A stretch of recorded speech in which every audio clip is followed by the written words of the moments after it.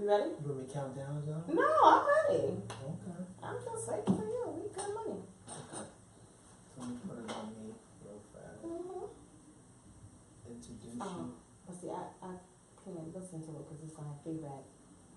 So I can see what's. We gonna be able to see what's going on here. No, I can put it on there if you want. You can put it on yours. Oh, I just didn't think like I would hear it. Yeah. Don't you got headphones? No, I have to have old headphones. What you want to hear? No, I just wanted to see. Okay, I can see it. I just don't wanna. I don't wanna hear it. All right, so we live. Yes, we are.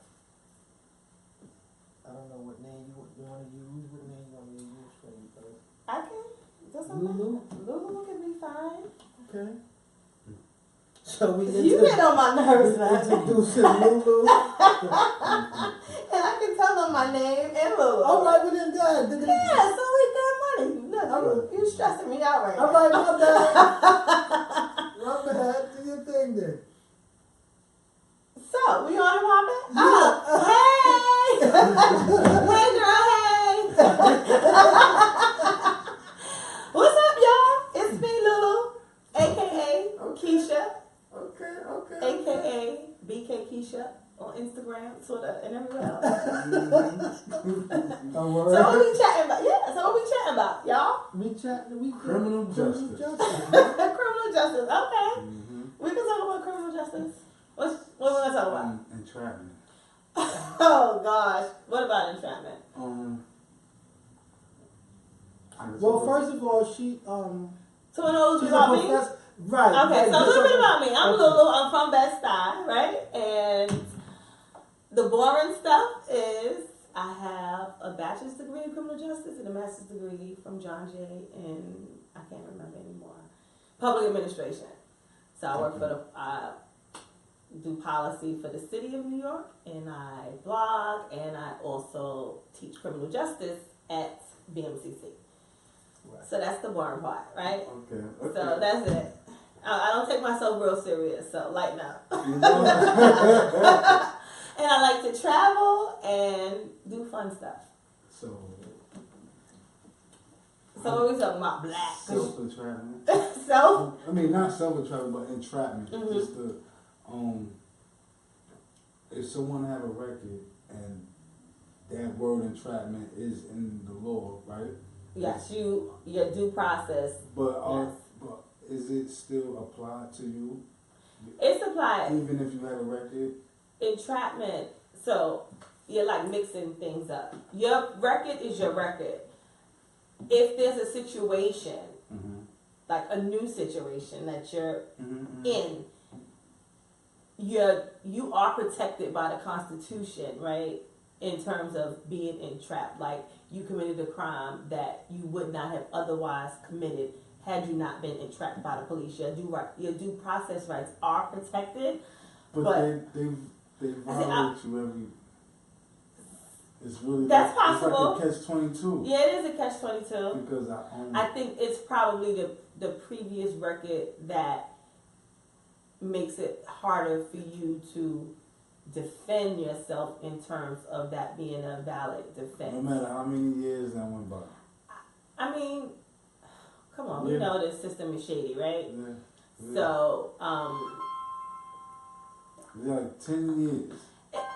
Remember, we have people who commit crimes and then we see on the news that it was sealed up until they committed a crime, and it's like his mother name is and his grandmother, godmother. They start telling, well, I thought it was sealed, right? So it's not the length of time, but if you are quote unquote a convicted criminal, that is how like the prosecutor, they kind of wave that as the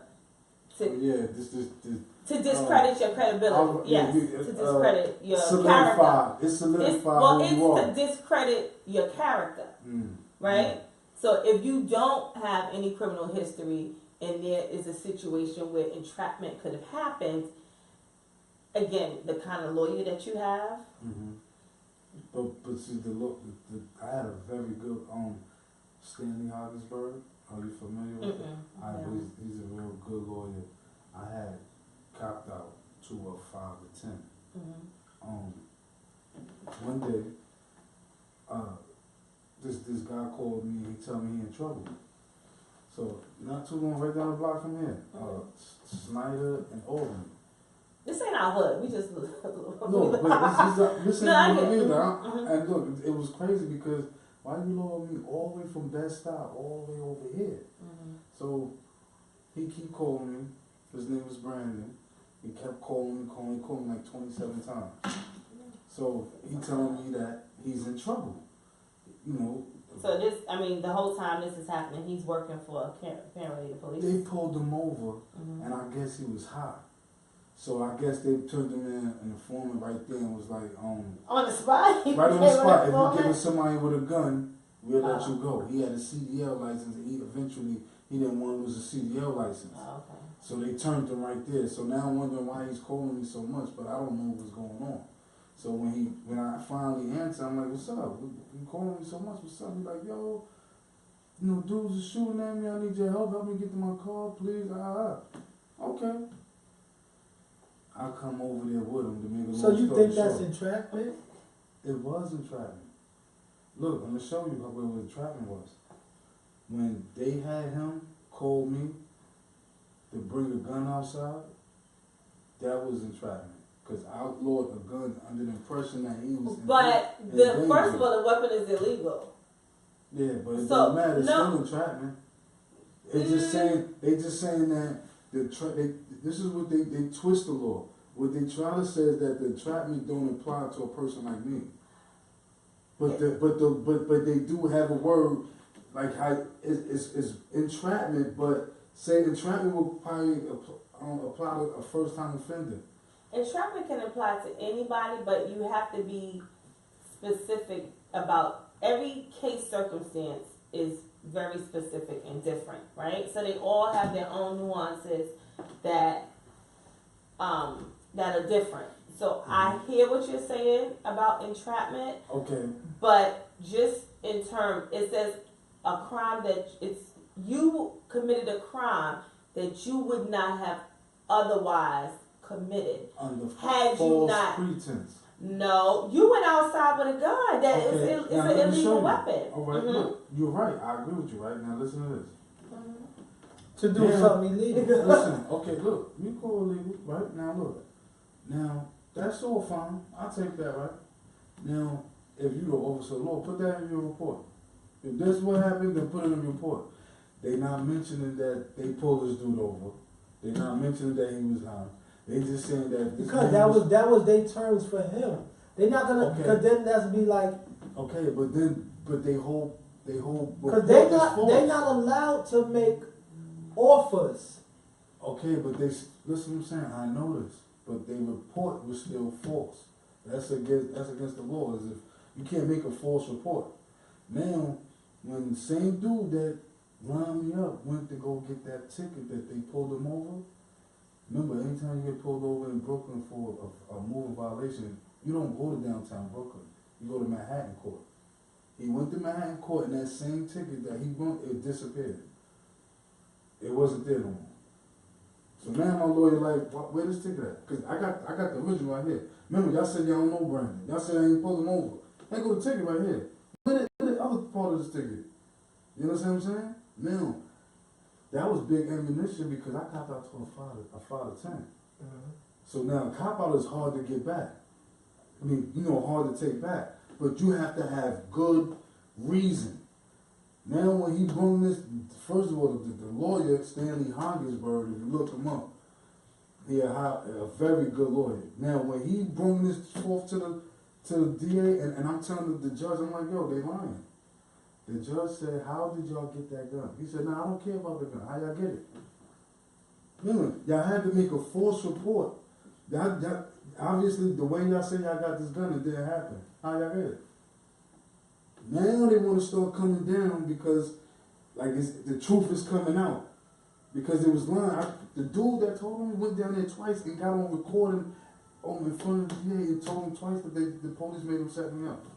And then they didn't want to open it up in open court. I'm like, yo, he came down here. I'm saying this, busting out to the judge like, yo, they fucking lying over there. He's like, what happened? The judge let me talk to him. Like, He asked the DA, he said, is this true? He said, yeah, Your Honor, but we don't believe the guy. I said, so he's good enough to set me up, but he's not good enough to recant what he just said. So remember, the DA and the police are two separate people. Two separate people. But he's riding, you know, the DA ride with the police. He's just going whatever story they gave him, he riding with it, but he not figuring out the holes in it. So now he's looking stupid in court. Because the judge asked him, like, okay, so y'all didn't say nothing about this Brandon guy. This is some new shit coming up. I wasn't supposed to say that. Like, they wanted to keep that quiet. You wasn't supposed to blur out in court. I blurred that. I'm glad I blurred it out in court because the judge was like, oh, what's going on here? So wait, but didn't you said that you had a good lawyer, and your lawyer, so these are not motions that he didn't file to have this stuff? See, because what it was, the first lawyer I had, he was a piece of shit. He tried to hurry up and sell me out to the DA because he tried to, I'm thinking now, you know how you think you're going to keep going to court? I come to court after like 6 months I'm out on bail and he said, oh, you got to cop out today. I mean, you would think some lawyers would tell you ahead of time. Did the lawyer say that? Yeah, look, you think the lawyer call you ahead of time, be like, yo, next time you go to court, you're going to have to cop out to this. Or, no, because sometimes you go to court and they make new offers when you're there. So yeah, that's true too. So, I mean, it's that not big, that quick. He was like, yo, 5 to 10. I said, what? I ain't taking that shit. And honestly, you want to know the truth. Like, let's, but you know what? Let's keep it 100 about the system, right? They crooked, corrupt, and foul. Absolutely, absolutely. And the only thing that gets you by today in them courts downtown is this. That's it. That's I tell everybody. And maybe. Look. Because you don't really have money that's really long enough. You're right. But I will say this. Money is what helped my case. Absolutely. If I didn't have not a dime, I'd have did 5 years. I wouldn't be sitting here right now. Absolutely. The only thing that helped me was the being paid for that lawyer and me getting out on bail. That's what helped me. When we went searching and I'm telling him everything, he had to go get the phone records. Why you calling this man 27 times in a half an hour? Who the fuck does that unless you getting raped or stabbed? Who's calling him with 27 times? The snitch dude called me 27 times in less than a half hour. Right. They not saying none of this. All they saying that I was arguing. They took me out the car. Oh, so the judge seen that? He seen the man right in front of his face. He like, oh nah, we want to adjourn this. I'm not sentencing him. That's when he took back the offer. Cause the DA now they want to come down from a 5 year to 3 to 9. I said, nah, I ain't taking that shit either. When my lawyer took this case, he said, he said, I'm gonna promise you, a year with a felony, or dismissal, or I think it was, time served. Now, if I'd have handled the way I handled this case in the beginning, I would have never did no time. I would have never did no time. If you would have what? I'm sorry, say that again. If I'd have put in for a motion for a 30-30, when I first got out, they'd have kicked me out the back door of the grand jury. That was a fact, man. So many lawyers was like, yo, why you didn't come to me so sooner? He said, your case is bullshit.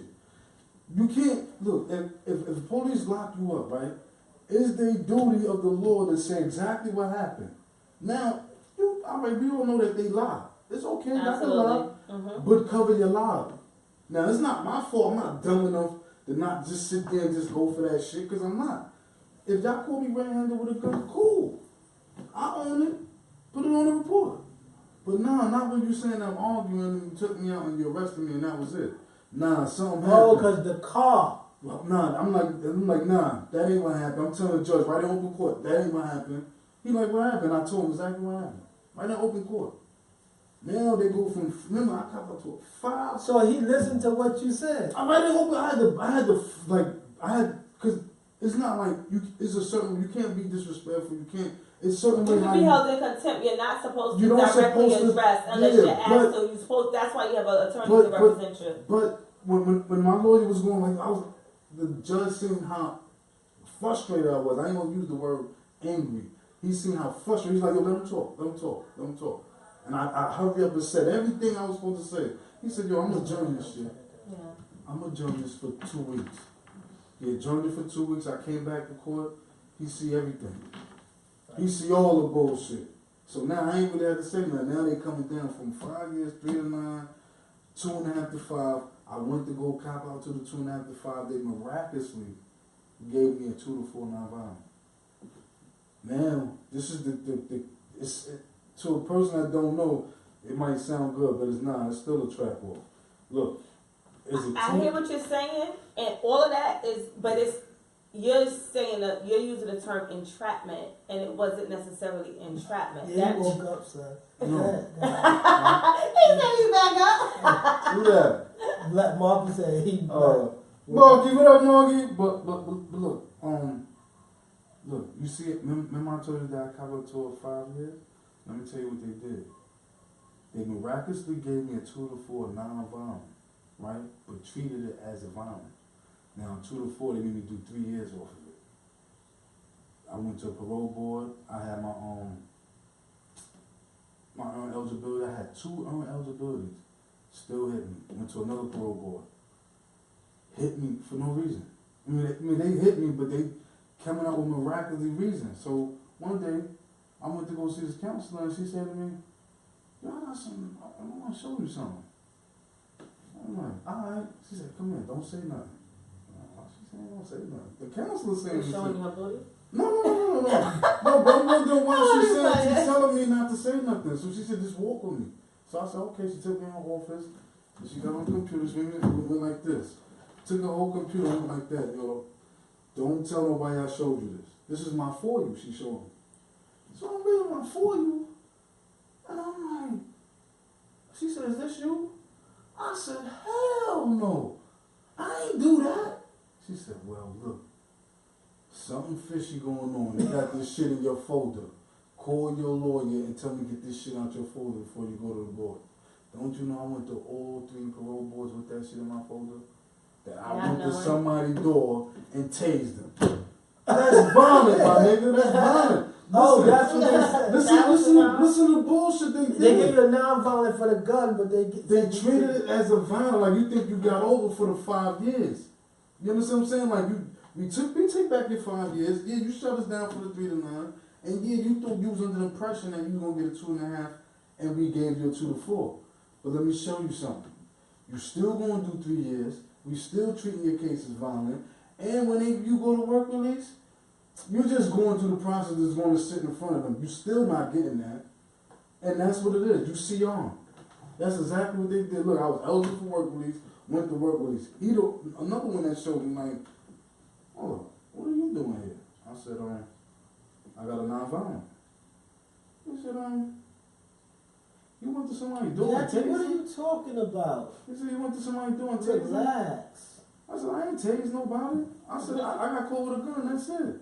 We're talking about criminal justice. Who that? Jackie. Oh, but yeah, but you know, I got a question. I don't mean to cut you back. All right. Yes, you know. I got a family. This we go. I got a family member, right? He's not mentally with us, but you know what I'm saying. Mm-hmm. So he being charged with murder. He was locked up for 3 years already, but they didn't find him competent to Stand trial. Mm-hmm. But they offering him manslaughter. It's still kind of bullshit. But I told his sister not to take it. Mm-hmm. Because if you want me to cop out, if you can't take me to trial, I'm not copping to nothing. Because I ain't do it. It was a stabbing, right? They was all fighting. The dude who got stabbed had the knife. I guess by them wrestling or whatever. Right. So he got stabbed in his chest. The knife was there. But he talked to himself and shit. Like, you know what I'm saying? He's more sincere, right? No. So he talked to himself or whatever. So, you know, I just told her, like, that's what I'm asking you. Like, I told her not to take because it's manslaughter. Fuck that. Let him, if he already sat for 3 years and they don't got no evidence, you know what I'm saying? Then they ain't gonna kill him to serve another 2 or 3 more. That's right. Let that shit ride out. You know what I'm saying? Cause they like, so they said we're gonna let him just go to like a crazy. No, cause he didn't. That's why he had blood on his shirt. Everybody had blood on their shirt. But that was there. Huh? That was there. First of all, he was fighting his nephew, and they was breaking it up. Even my little cousin. You know what I'm saying? But I'm just saying, like, yo, like, don't take that shit. Like, you know what I mean? Like, he been in there for 3 years. He's not mentally there. You understand what I'm saying? Like, he challenged. So they're basically saying he's incompetent to stand trial. So he's there sitting because they're treating him to see if he gets to a place of no, they said that he can't. It's a rap. They can't. He can't. Okay. But they like, listen, just take this manslaughter instead of murder. And so it's interesting. Like in my class the other day, we talked about some of the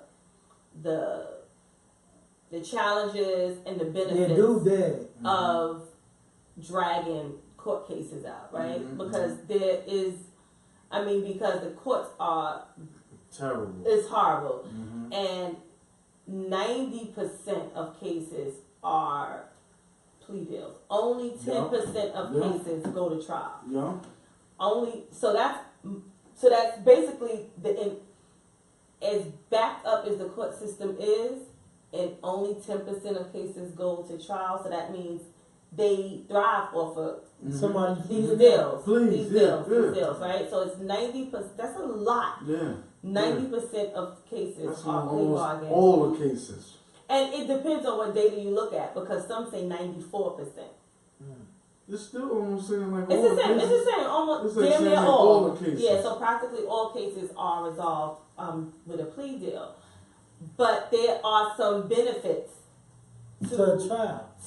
There's some benefits to dragging it out, because if he doesn't take that, what's next? Because if they found him incompetent to stand trial, what's but next? He never said. Sometimes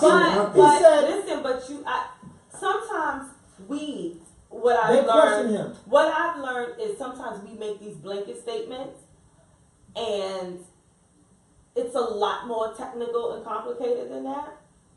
So, like you said, everybody had blood on them. But what evidence do they have that has already made it okay for them to hold them? Because if there's no evidence, right? Technically, if there's not enough evidence against you, the case should be thrown out within 90 days. Right. What happened is the nephew said that he did it, but they said they didn't see him do it. You know what I'm saying? But they said they didn't do it. It's all of them wrestling together for the knife. And he ends up dead, and so the two nephews that he was fighting, it was 3 of them. The 2 nephews and my little cousin. You know what I'm saying? The nigga was. And see, so that's like a prime situation. Like I said, we were talking about in my class the other day about the benefits of dragging it out. Because the stories start changing, it's shaky, start breaking up, and they really don't have a leg to stand on. Right. So I don't know the particulars, and I'm not an attorney, right? But I would wonder to stand trial. Then what's the next step? If we don't take it? No, they said. They want, cause the sister don't know no better, so they telling her like. So she's like his legal guardian. Right. So he has a legal guardian. She's right. his mouthpiece. Right. So when she spoke to me 2 days ago, I told her don't fuck cause they thinking murder, go to jail forever, manslaughter. But I'm telling her you might have murder and get 25 to life, and you might get manslaughter and get 25 years. It might cause you gonna they're gonna give you the max. And a max. Right.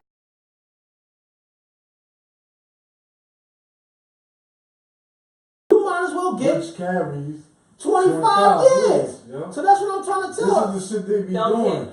But so have you guys heard of a book called The New Jim Crow? No, I haven't. No. I think I did. New Jim Crow. Yes, I did. Okay, give me an idea of it. So it's y'all lucky day. I brought it with me. So it's a book that I'm making my class read now, and it's about it's The New Jim Crow, and she was in New York with Angela Davis in Harlem, but I didn't get tickets tonight. You know Angela Davis is, right? No. Black Panther, Angela Davis. That's all right. That's why I'm no, here. that's all right there. That's why I'm here. That's what you got me for. Right, It's all good.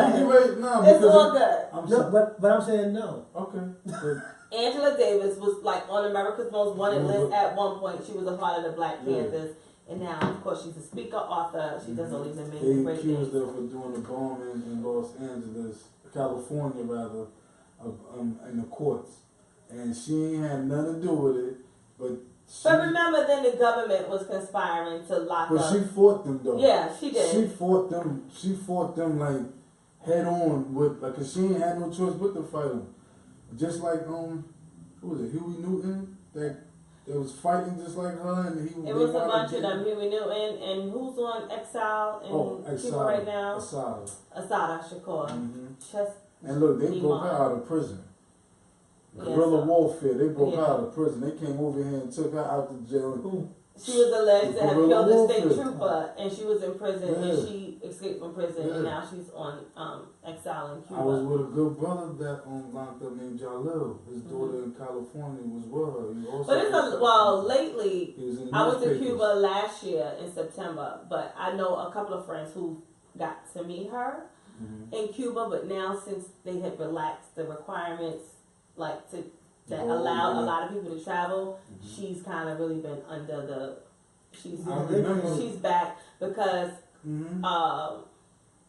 they had started to, because she's on like America's Most Wanted, all of that stuff. So ever since this whole Bush was trying to send secret teams over there to try to snatch her it's up. always been something. And she teaches. She was teaching in Cuba, but again, and I know a couple of people who have been able to see her, but I have some travel bloggers and people who I know who are like really connected, and like, and she would meet with groups and talk to them and stuff like that because she was a teacher in Cuba.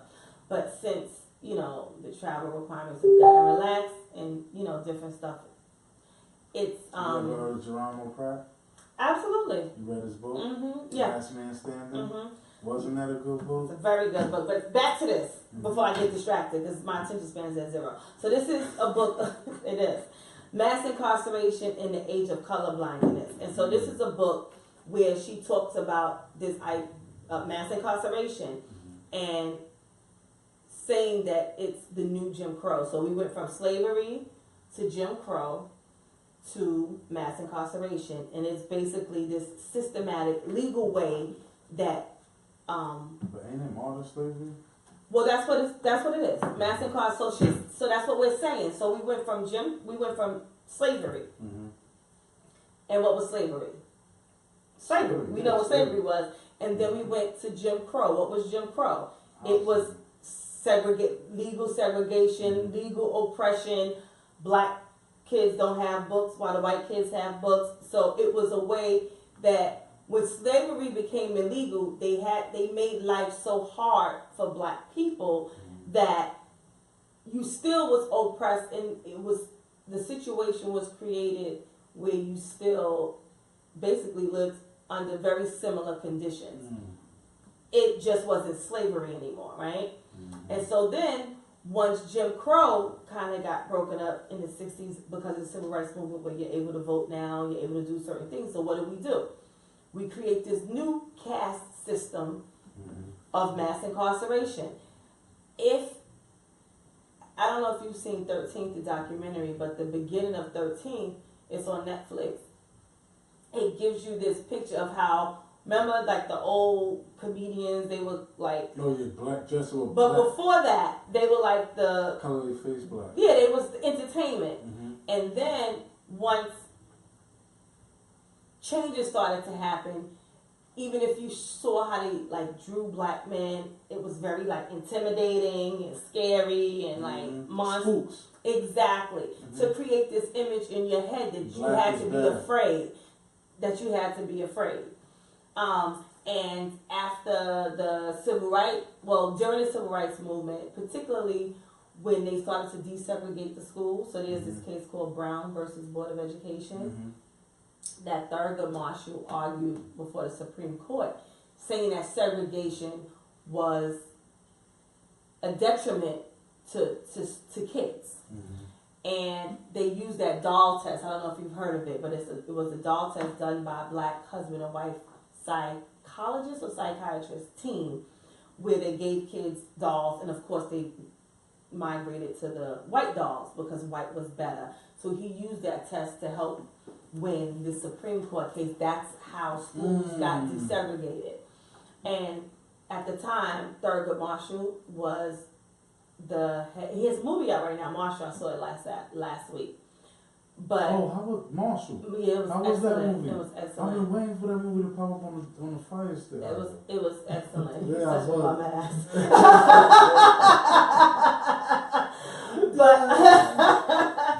but You said the fire stick. I was waiting for it to come in the movie. Yeah. He's like, The fire stick. No, but it's alright. That's alright. I'm only messing with you. It's alright. But so Marshall is based on Thurgood Marshall, who was the first Black Supreme Court justice. But this is before he became a Supreme Court justice. He's the one who argued that case before the Supreme Court that's how schools got overturned. And I think maybe about a month ago, it was the anniversary of Little Rock 9, which was the first school in Arkansas that was desegregated where they needed to go to. Was it a college? Or No. a regular public school? Yeah, public school where they had to go with military escorts in order to get to school. Public school? God damn. But the funny thing is, there's a lot of debate that's happening now in the community about school systems, and the public school system is more segregated now in New York City than it was right after Jim Crow. Damn. That's crazy.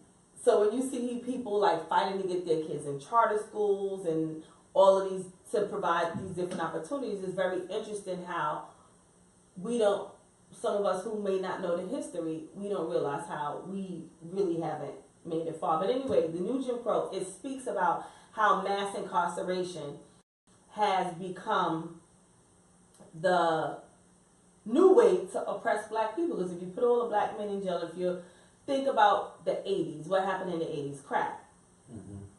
Crackheads, crack holes, crack babies, crack.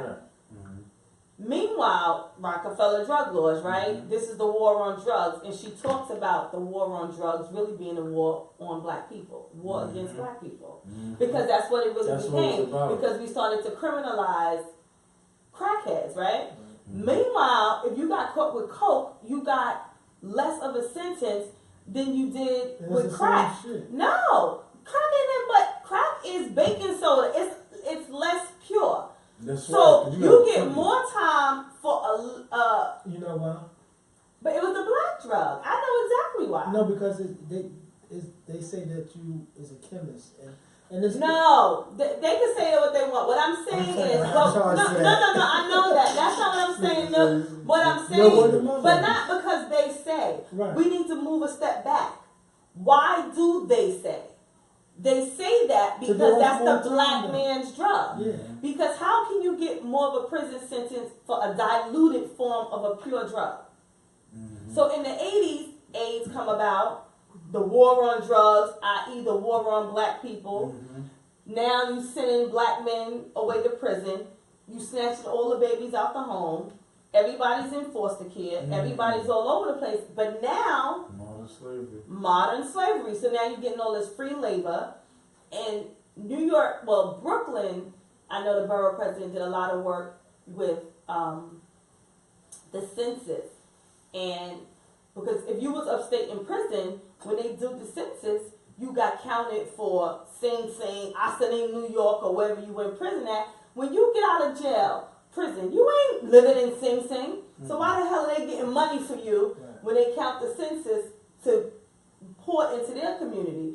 So they did some advocacy, and so now when you do the census, even if you're upstate in prison, your arrest address is where you get counted at, so that that money is diverted back to the communities that you live in to provide resources and programs and stuff in the Black communities where it's needed.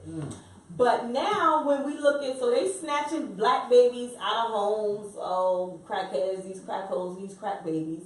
And now what's the new drug that's coming back? Dope. Heroin. Sorry, opiates, because we like to use appropriate words. Well, not necessarily heroin, but these pills.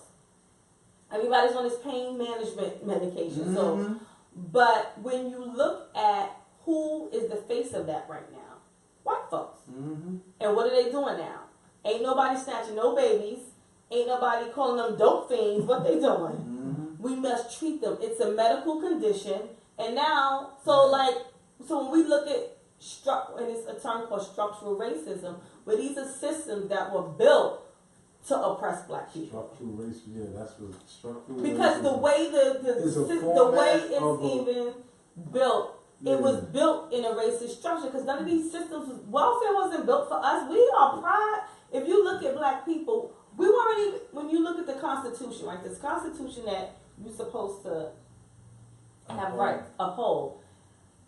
Remember, an amendment had to happen to the Constitution for us to even be considered human.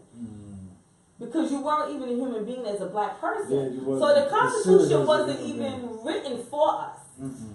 And so oftentimes, a lot of people are not, too many people don't take a lot of these historic, oppressive systems, laws, and structures into account when we start talking about these systems. And so what I try to do at school as a college professor in criminal justice is to really give them a history of how these structures were built to see how we got where we are. And if you are going to be people who are going to be the future, right? You're going to be the next wave of police officers and correction officers.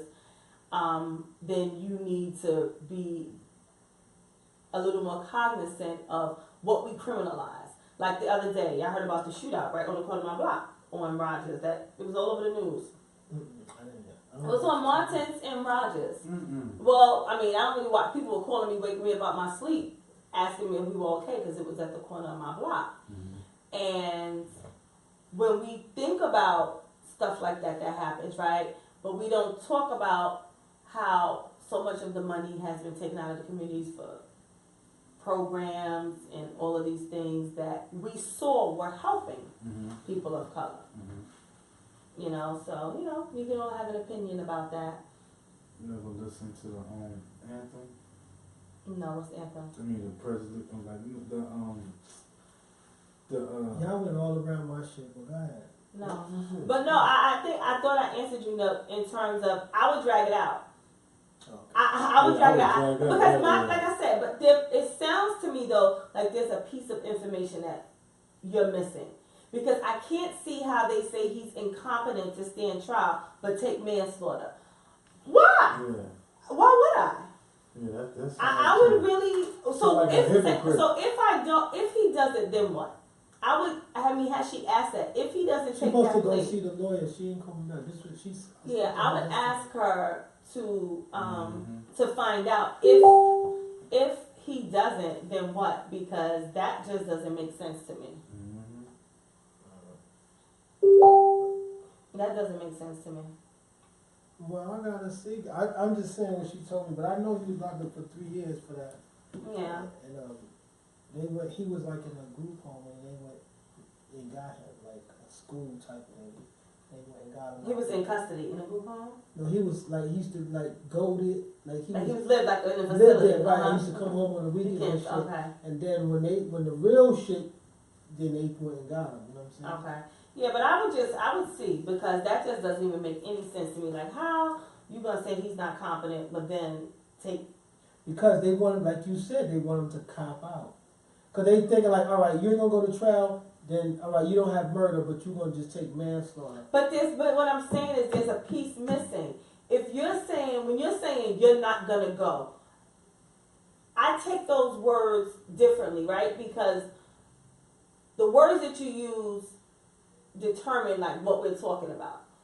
Saying that you're not going to go to trial, why isn't he going to trial? Is it that they said he's incompetent to stand trial? Like, what's the reason why he can't go to trial? It should be the same reason why he can't take get manslaughter. Exactly. Right, what the fuck I would drag it out because when you think about, like I said, witnesses and how long this case has been happening, I would love to know, like, what is your witnesses? What's your I asked her if evidence? she get a discovery. She told me no.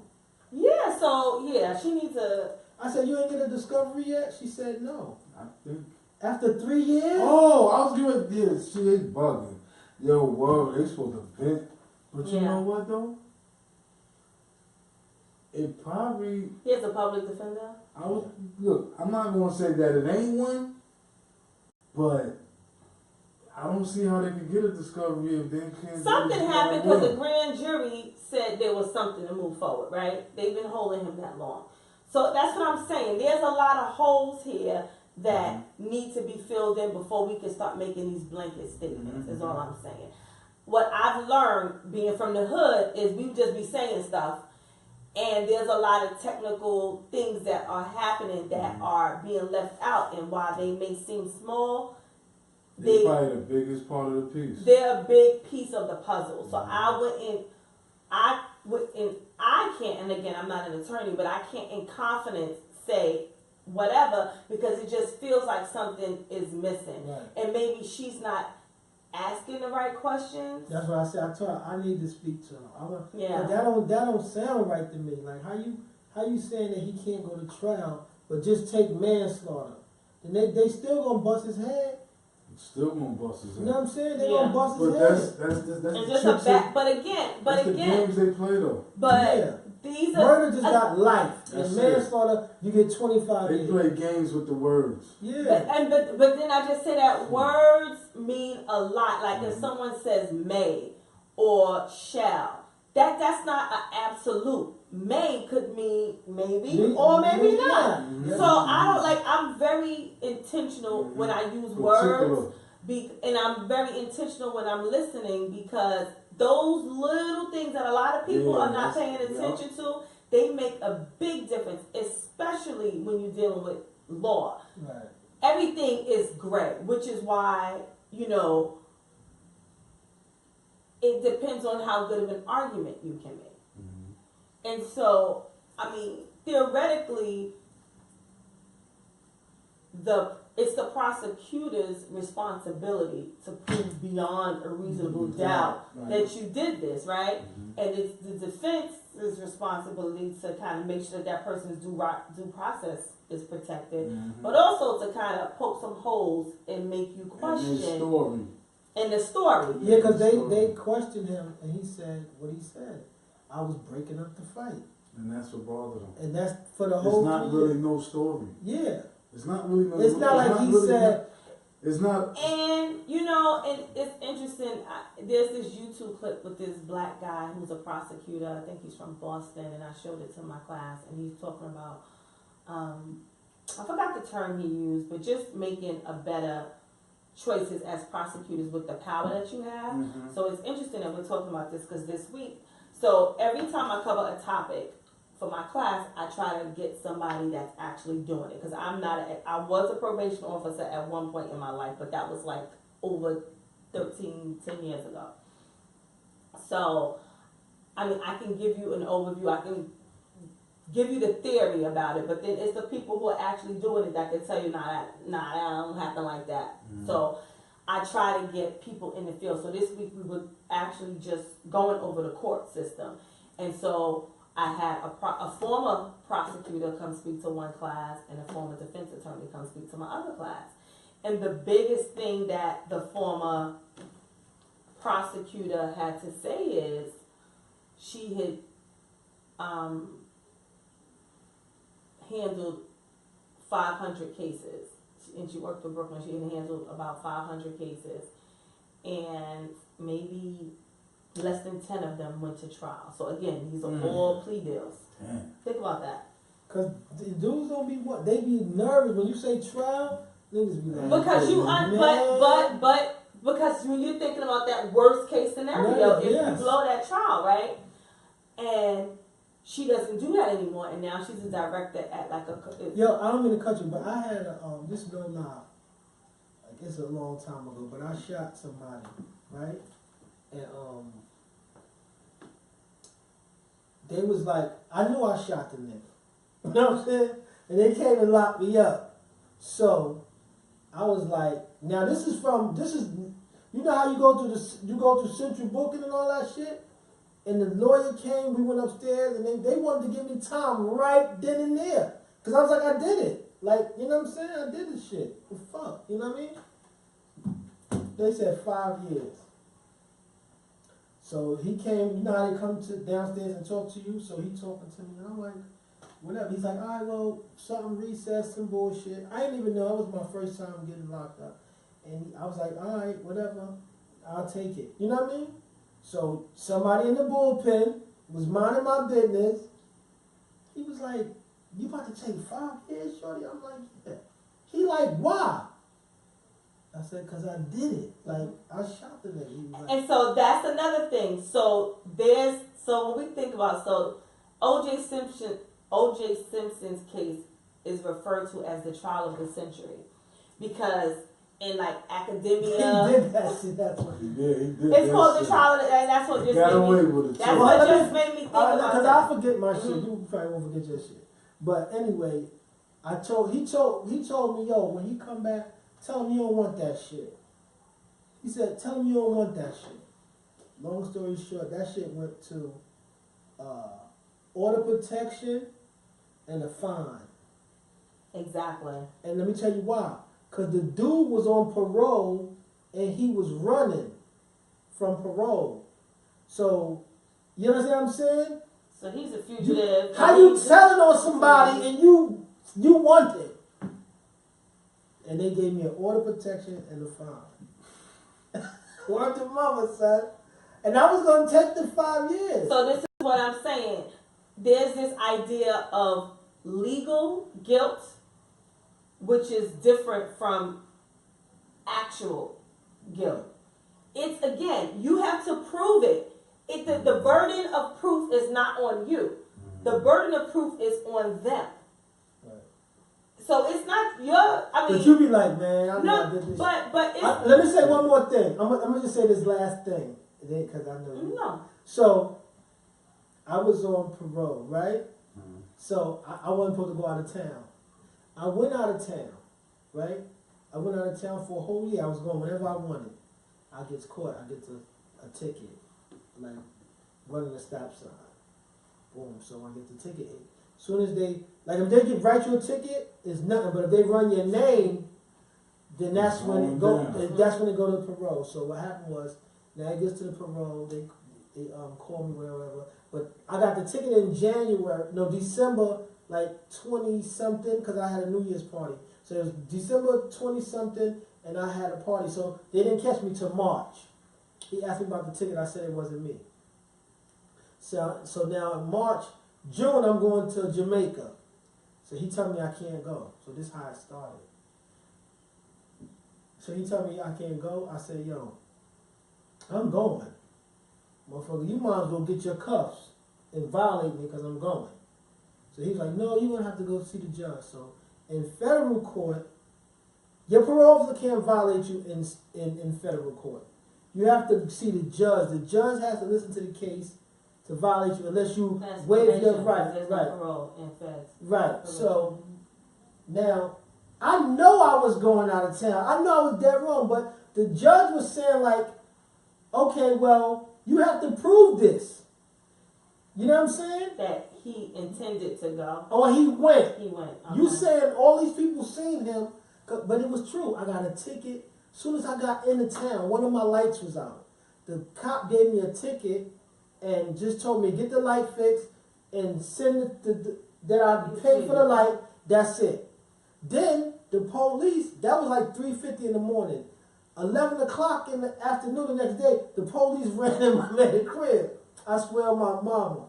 So all this time I'm telling my people, it ain't me. Right? The judge said, you got to prove it.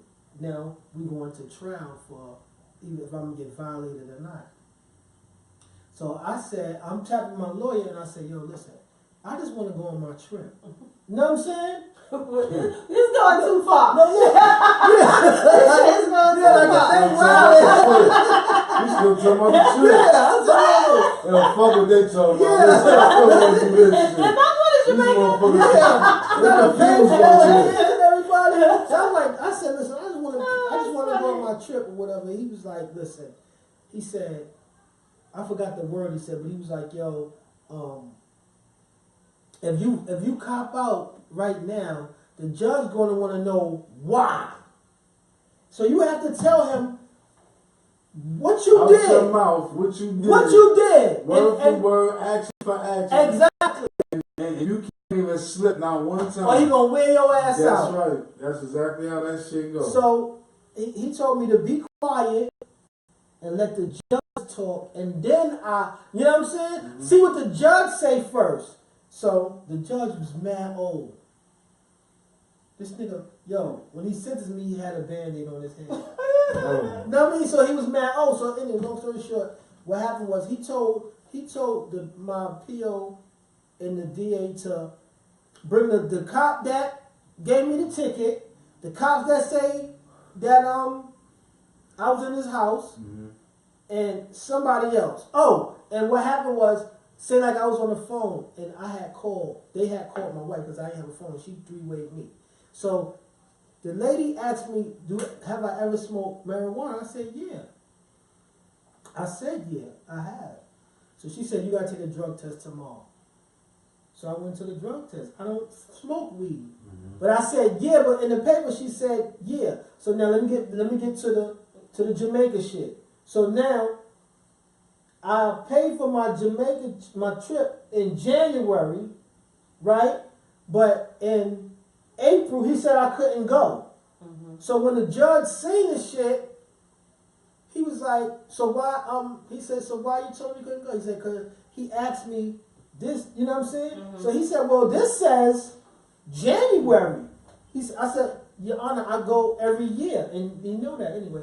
But long story short, I took ankle bracelet because I knew I was wrong, and I knew if my PO got them people to come, and the judge knew that I fucked him around, that I was lying to him, that was gonna be a wrap. He was gonna stick dick all in me. So I just said, look, I just want to go on. And he said, and my lawyer said, listen, he might want to know this or that, but he didn't want to know none of that shit, because what he said was, he said he's going with his family, and you would never know when he'll get this opportunity again to go with his whole family. You understand what I'm saying? So that's why the judge let me go. But I knew, that's why some dudes do that, because if he'd have got one witness to come all the way from upstate to New York just to be at my trial to just violate me, the judge would have gave me whatever. Yeah, he would have wore my ass out. So I said, I just took the 120 days on the bracelet. That's 4 months. And that ain't shit. Nigga, you got a call every day. Yeah, but if you missed a call before 6, you can't go outside that next day. You gotta wait till the next day. Yeah, it could have been worse though. Yeah. And you to play with them people. I'll take that, because I ain't playing with them crackers. They would do you so dirty. You'll be like, damn, I should have took that 120 Ds. I'll do that shit in the crib, standing up. I don't care how many times I call. Nigga, let me call 2 o'clock in the morning. Yo, I used to sleep next to the monitor. Because when I go upstairs, it wouldn't work. So it'd say I'm out of range. So I used to sleep by the shit. I'm telling you, no, you gotta do what you gotta do. Yeah, I was a probation officer, but we had a unit that went out on the folks that was on bracelets. I wanted to take that shit off so bad one time. It was my birthday, and I had asked him, could I go out? He was like, no. I said, all right. You might as well come get this bracelet, nigga. I think I still got the box and all that shit. Word. Because he was like, when I got off, he said, just cut it off. I said, that's it? Just cut the motherfucker off? They deactivated it or whatever. He said, yeah, just cut it off. We'll come get it. I cut that shit. I used to hate that shit, man. But that's why people cop out, because they don't be wanting to play with them people, man. You know what I'm saying? And also, on the flip side of that, say like you got arrested for something totally random that you didn't, maybe you did, but it could be a misunderstanding, and whatever happens, right? So you going back and forth to court, back and forth to court, you got a job, you got a family, people have lost their jobs with all these court dates. Mm-hmm. You know, so even, I mean, that is one part Yeah, of I it, lost my job. but it's the other part of it where you need to resume some type of normal life. And this court thing is, and it's not a big deal, or they almost have, we as a community of color, as black people, we've normalized having these interactions with the justice system, right? So we've normalized, because white folks ain't normalizing this shit. They gonna fight it like, what? They could be dead on, no, I'm sorry, no. Like, but because we know that this system is not built in our favor. Right. So they have a certain type of privilege that they get to kind of play around with it. They want to do. But with us, like, I gotta feed my kids, I got my family, like, I can't lose another job with these court dates. So let me just do whatever, but we sometimes don't realize how you are pleading to a criminal. You still, I mean, depending on what their offer is, you're still taking a plea bargain where you're gonna have a criminal record. Mm-hmm. You know, so it's always that catch-22. I'm waiting to see what happens in terms of how long people are waiting for the court system, with this thing that happened with that Khalif Browder. Mm. You know, the young man who died, well, he killed himself after being on Rikers Island for 3 years for a damn book bag. Man, ain't that crazy though? So they keep talking about reform, so I'm wondering what's going to happen with that. But, you know, that's... Oh, they just passed a new law, I'm sorry. They say the Khalif Browder law. They just stopped the 20, in the box all over New York State. You cannot be in the box for 24 hours. You gotta get 4 hours. They stopped that shit. Yeah. So ain't no more, you cause I did 2 years in the box. Mind. Cause that shit bug niggas out, Cause you man. lose. But think about this young man. Niggas was trying to go to accused- sleep in that bitch. He was I did 2 years accused. in the box straight But behind Leslie. No He bullshit. was accused of stealing a book bag. His bail was low, but he couldn't afford the Yeah, bail. like 900 or some shit. Yeah, and he couldn't afford it, so he ended up. And then I can't watch it. I can't watch it because you know Jay-Z just made a documentary. But I can't bring myself to watch it yet. And it's live footage of him being handled on the island. What? He was fighting too, though. Yes, but Hold on, what you mean he was being hands on the island? like it was. They was whipping his ass, jumping him and all that. Yeah. The dudes that was jumping him was doing interviews with whoever. Like niggas was whipping his ass. Yeah, it was hard. Just cause. All kind of shit. Yeah. I seen that shit the other day. They was whipping his ass. And so think about that. You on the island. I think it's on Netflix. It might be on Netflix. It might be on Netflix. So you're on the island for a book bag. Because you can't afford $900 bills. And you For how many years? 3 years. And most of the time was in the box. Right. And they kept saying, they kept adjourning and shit. And he kept saying, I didn't take a book bag because he wouldn't take a plea. Right. So he refused to take a plea because he said I didn't do it. And that box tore him up. Yeah. And probably a bunch of other stuff that they still not even talking about. So, like, how can that happen? And he came home and killed himself. He came home and killed himself. And then, maybe a year ago now, his mother died. She was suing the city and was about to get her settlement. And she didn't get no money. Yeah. And now the sisters is trying to get the money. Yeah. But they not going to get that shit to her. It's not a dime. No. Girl, boy, bye. I mean, the mother would have got it. But Yeah. they ain't And got she was it. the foster mother. Oh, no. That's over. She was a foster She mother. adopted when she was foster. Adopted, I don't know. No, adopted. If it's adopted, it's different. It's different. Still I think she adopted him. Yeah, so then Is that's it his still mother. That's messed his up legal though? mother. Is it still messed up? Yeah, yeah, like it's horrible. Yeah, and it so And the system get over again. And so in the book here, like she talks about, it says mass incarceration in the age of color blindness. So why are we still not calling a spade and pretending like this is not all racially motivated? Right.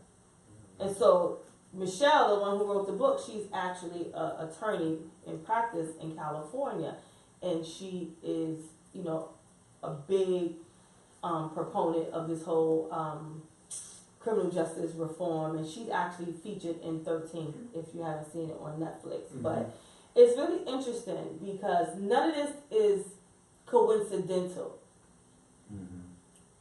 Like So crack was put in the black community. The black community responded exactly how they thought they would. And now we're locking you up according to plan. We're taking your babies, tearing your families apart, and we're acting like that wasn't a systematic. But you know what? You know when we was little, I don't know if y'all know, but like say like in '86, there used to be white people around like that. Like they used to have like little bike shops and all that. Y'all don't remember that? And but now on Broadway. Right, but now they're doing that again. Nah, but these people is about to leave again. No, not yet. They're about to leave again. No, not yet. No, you're not. Another 10, 15 years. You know why? Because when they little kids start growing up, because they're growing up around black little boys and girls, and they're going to start having babies and shit. Well, they are. It's a lot of them now. Interracial. But see, it's more like that out of town, like upstate and all that. But I'm talking about Brooklyn. But even what's happening with Brooklyn, if you speak to people who are really progressive, who lived in Brooklyn for years, who kind of stood the changes, and particularly in Fort Greene, Clinton Hill, and Bed-Stuy. Remember that bookstore that's across the street from BAM? It's called Dear Books. You probably see it, but don't pay it downtown. Right where BAM is at, it's a bookstore called Dear Books. And I remember speaking to the owner of the bookstore, and he talked about how what's happening now. So, like, we as people of color, black people, we just trying to survive, right? So we going to work, we trying to pay these bills, we trying to survive. These white folks, they live in excess. So they are planning, like they plan. So everything that's coming to fruition now, this stuff has already been written. They had already mapped this out in the 70s and the 80s, which is why those Jews never sold none of that property. Right. But they had the capital to hold on to it and live somewhere else. We ain't got time to get our houses robbed and getting knocked over the head. So we get a few dollars, we going down south. We ain't got that with this. But, you know, it's unfortunate. And then when you start thinking about the Caribbeans migrating, this is not home to them. So they're not like invested in this community. So once they build their house back home and do all their nursing, they go back home. They out. And they're not invested in the community. And but everything that's kind of happening now is stuff that was kind of like when I talked to the man from the bookstore, and he still owns it, but I think he leases it out or rents it out. And he said, like, everything that's up, and we've had this conversation, I want to say maybe 7 to 10 years ago. And it's now like reaching its peak where it's really happening, all over. Yeah, like after that Barclay shit was built, like Jay-Z sold everybody out to the. Yeah, that shit just got crazy. Like he sold everybody out. They be just walking around like normal, like, and if you driving by and the light change, they just walk like, wait, motherfucker. You know what I'm saying? It's gonna be. They not leaving yet. Give about 10, 15 more years. Yeah, like they did the whole Long Island because they didn't want to live amongst us no more. But unfortunately, this time around,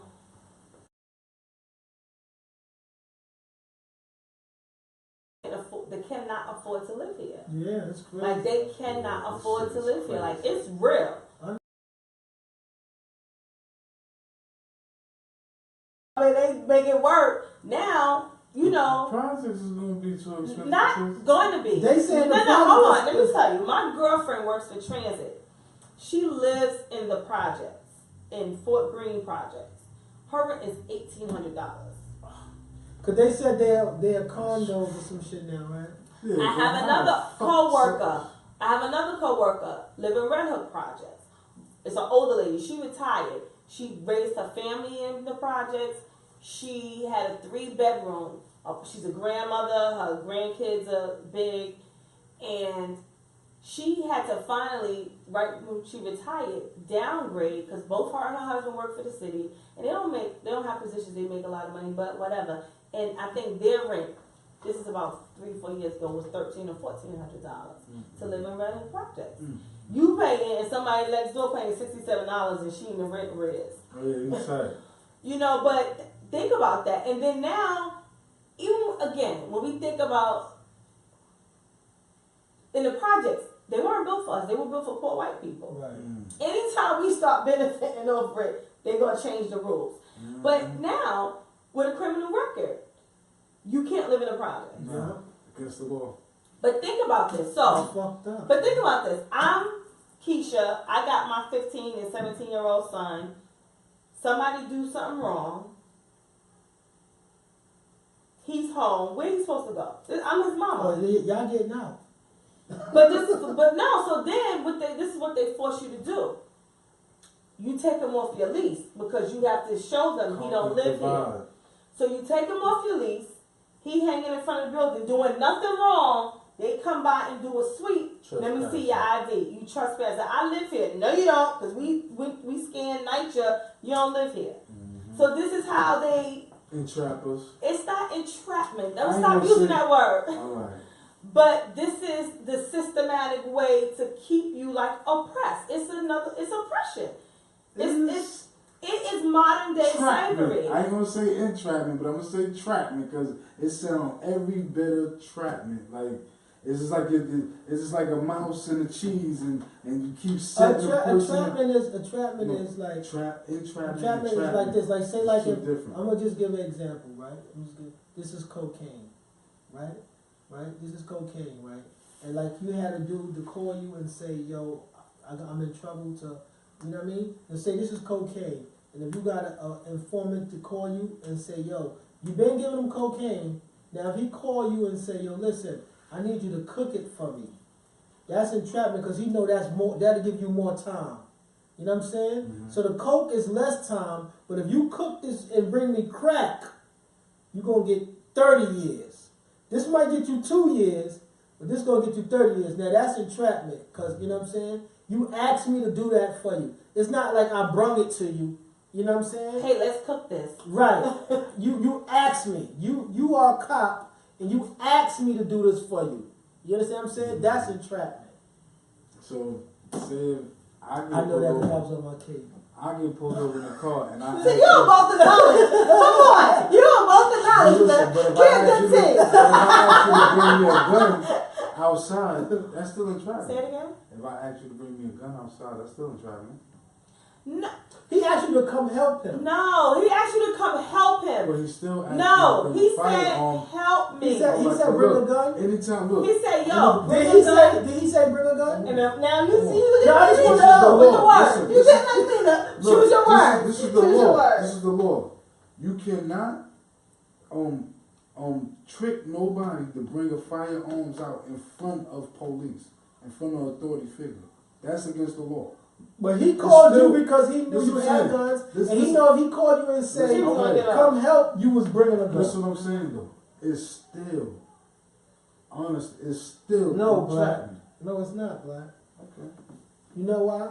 Now, if he would have said to you, bring the gun, then that would have been different. That's what he said. Oh, he told you to bring the gun? Yeah, that's what I'm telling you. That's what how I know about the entrapment. I don't know nothing about entrapment. I only know entrapment for good. The lawyer, this is entrapment. They can't do that. They stopped this man from DUI. They asked him right there, give us somebody with a gun, and we'll let this shit go.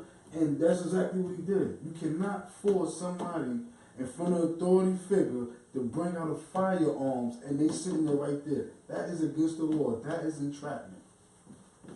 How I know that? And I went straight to my lawyer before I got the paper, and I was like, yo, that's entrapment. He said, yeah, it is entrapment, but it don't apply to you.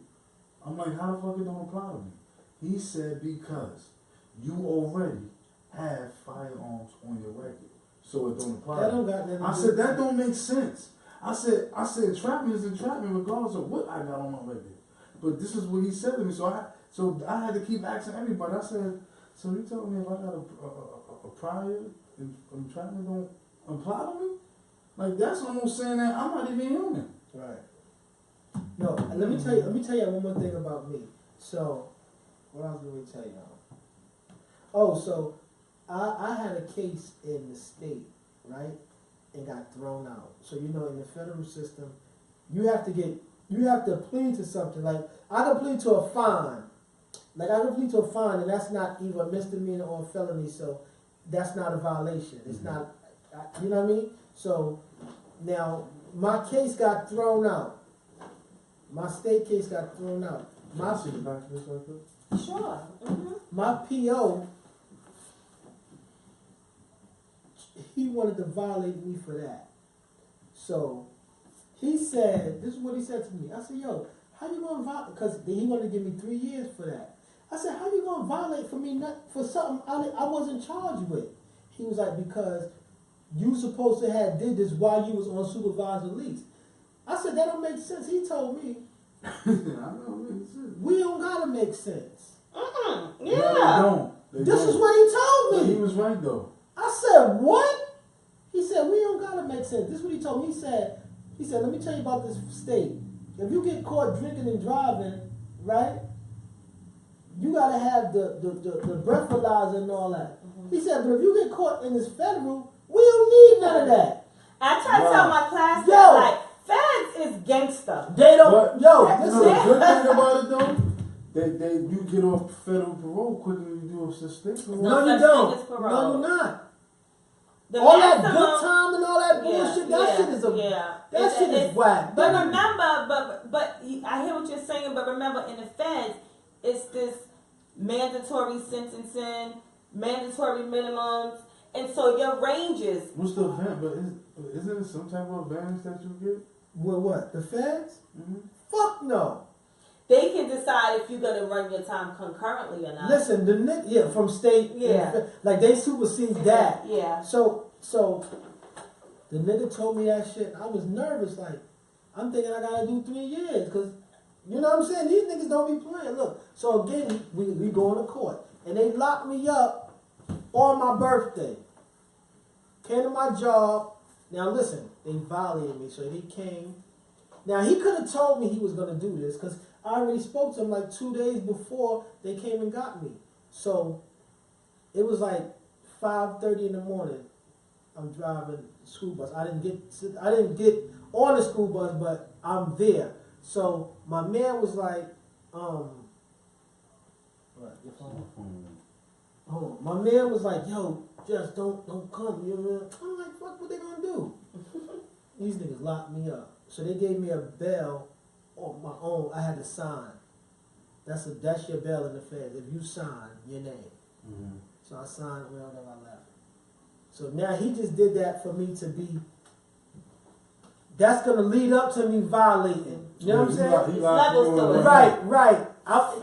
Foul nigga, right? So that's You so. don't want to see me get Right, over so it. I seen the magistrate, right? So now I still got after I see the magistrate, I still have to see my judge, right? So I sees my judge, right? I takes my kids with me and everything, cause he a family judge, like he's into family. I take all the girls, they got curls and shit in their hair, glasses and shit on. You know what I mean? He take the wife, everybody with me, right? Got the old So they pop sitting the over fed. there. They sitting over there. You know what I'm saying? Because in the feds, nigga, ain't nobody in there. The shit is quiet. It's scary. It's a whole nother. I remember No. that was for a Go job home, interview. right? Now, it's, No, but it's pretty in there, it's but clean. it's clean. It's It's quiet. It's nobody in no hallways. It ain't nothing like. It ain't none of that, my nigga. You not gonna hear none of that, Clem. So look, Yeah, shoot your all ass they down. don't got no writings on their benches, none of that. Mhm. Cause if you go in that thing, you might not come out, pimp. So we go up in there. So now the judge, we sitting at a table like this, but it's a long one. So I'm right there. You know what I'm saying? We talking. So the judge says, the judge says, so Mr. Williams, do you have anybody here with you? Like, and I'm like, yeah, my wife and kids right there. So the district attorney said, God damn. I go get her right now. I swear to God. No, The first- but they that. But think about, like, what's the chick from the White Show? Mr. White. One of the housewives, I don't Jersey know. something. Anyway, I don't watch them, but Come on, that went with the jail? yes. And what did they do? I don't know. They wouldn't send her and her husband at the same Oh, time. nah. They let her One did their time, and when they She came went home, in they first. made the other one go away, so that Yeah, the kid the didn't have to kid. be without a But parent. you know what's funny though? Let me tell you this shit. That's only because. Wait. I believe this is my belief. Uh-huh. I'm not pushing it on y'all, but this is my Just belief. say it. If it would have been black people, that shit would have never fucking happened. There's no way in hell they gonna get on national TV and commit all this fraudulent shit and say, you know what, we gonna give you a luxury. Listen, we gonna let them go to jail. My homeboy is in the feds now, and the judge was very lenient. Like he kept him in Brooklyn and like put something on him that he can't move, so that his kids have access to him. Listen, I'm telling you what they ain't doing with that shit with that. The judge said to the fucking my probation, parole officer, and the DA, because that's who you gotta go back in front of the DA and you know what I'm saying? So he said, what? He's like, what was his charges for? They was like drugs. Any violence? It was like, no. Like, so you telling me he went from this to this? He's like, yo, listen, when y'all get some evidence, then y'all come back. Other than that, leave this man alone. He said, Mr. Williams, you take your family, because they was all right here. I swear to God, everybody had curls. He cleaned them That up. nigga was up the night before. He was here the night before walking out to the, yo, we gonna make sure we put a good motherfucking show. Everybody had on dresses, like the Jacksons walking up out of here. Right there. Yo, he was like, you know what, you go take care of your family and you go home, go back to your job. And he had to take the bail off of me. And you know what I'm saying? I was like, yo, and look, when we got back downstairs, the PO didn't even want to speak to me. I was like this. Because they take it so personal, and it's like they have this power, they overuse the power, and then they almost get upset, like because you're black, and they don't want you to challenge them. Right, and look, this is what my daughter's mother told me, because she a cop. Right? She said, they just like us. Like, you see, like, if me and you was a cop, right? And if a nigga punked you on the street, when we get back to the office, I'm gonna be like, yo, let me tell you what happened to this bitch ass nigga. Right, so when they out there, they don't want you to go back and tell that shit. So that's why she said, when they do that, just say, all right, mister or sir, because they got something to prove. Yeah. She said, so. I've been told that too. Right, she said, exactly, yeah. Don't argue with them, don't say nothing. But you're not gonna win. And it becomes a battle of ego. And like, it's almost like you tell your kids, you don't have to, you don't need to win the battle to win the war, right? Because pick your battle, like, okay, all right. Mm-hmm. Because you know what you have, your bigger picture is in view. Mm-hmm. And they once they get that statement, once they get that gun, they are power tripping. And this is way too deep, but I read too much and I'm crazy. But even when, like, psychologically, when they look at personality types of people who get these jobs,